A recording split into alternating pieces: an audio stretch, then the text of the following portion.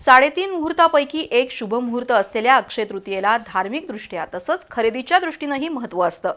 वैशाख शुक्ल पक्षाच्या तृतीयेला अक्षय तृतीया साजरी होते। आजच्या अक्षय तृतीयेच्या मुहूर्तावर नागरिकांनी सोन्या चांदीची सर्वाधिक खरेदी केली। गेल्या काही दिवसांपासून 2 लाखाच्या उंबरठ्यावर पोहोचलेला सोन्याचा दर 1.5 लाख रुपये प्रति तोळापर्यंत पोहोचलाय।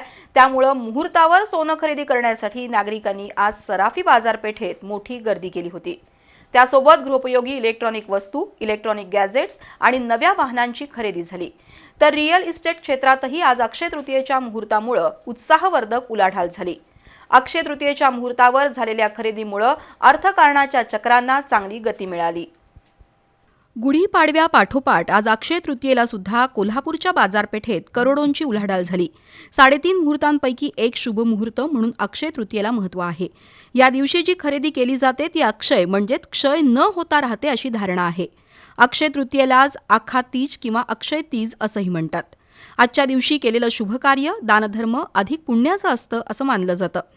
पौराणिक कथेनुसार अक्षय तृतीयेपासून त्रेतायुगाची सुरुवात झाली, तर भगवान परशुरामांचा अवतारही याच दिवशी झाला। आजच्या शुभ मुहूर्तावर अनेक जण आवर्जून काही ना काही खरेदी करतात। गृहप्रवेशासह मंगल कार्य, सोन्या चांदीची खरेदी, जागा खरेदी, वाहन खरेदी यासाठी अक्षय तृतीयेचा मुहूर्त शुभ मानला जातो। यंदाच्या अक्षय तृतीयेला मोठी उलाढाल झाली। कोल्हापुरातील Gujari, Rajarampuri, Mahadwar road, Tembe road, Venus corner, station road इथल्या बाजारपेठेत ग्राहकांची प्रचंड गर्दी झाली होती। आजच्या दिवशी सोन्या चांदीच्या खरेदीला प्राधान्य असतं, त्यामुळे सराफ कट्ट्यावर मोठी उलाढाल झाली। आज एका दिवसात कोल्हापूर शहरातील सराफी दुकानात कोट्यावधींची उलाढाल झाल्याचा अंदाज आहे। त्याशिवाय टीव्ही, फ्रीज, वॉशिंग मशीन, शिलाई मशीन अशा गृहोपयोगी वस्तू, इलेक्ट्रॉनिक गॅजेट यातूनही मोठी उलाढाल झाली।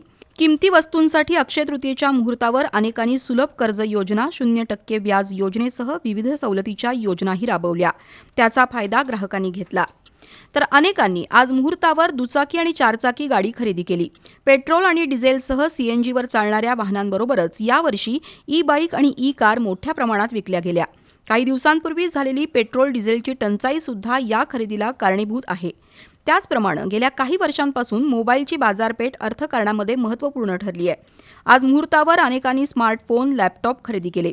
विविध कंपन्यांनी अक्षय तृतीयेनिमित्त मोबाईल खरेदीवर विविध ऑफर्स देऊन ग्राहकांची गर्दी खेचण्याचा प्रयत्न केला।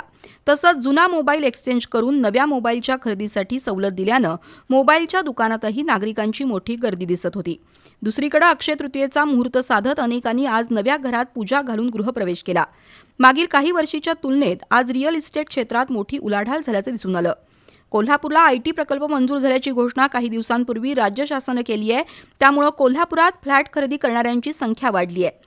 त्यातून आज दिवसभरात कोल्हापूर आणि परिसरात सुमारे 100 फ्लॅटचं बुकिंग झाल्याचं बांधकाम व्यावसायिकांनी सांगितलं। एकूणच अक्षय तृतीयेला बाजारात कोट्यावधी रुपयांची उलाढाल झाल्यानं कोल्हापूरच्या अर्थकारणाला गती मिळाली आहे।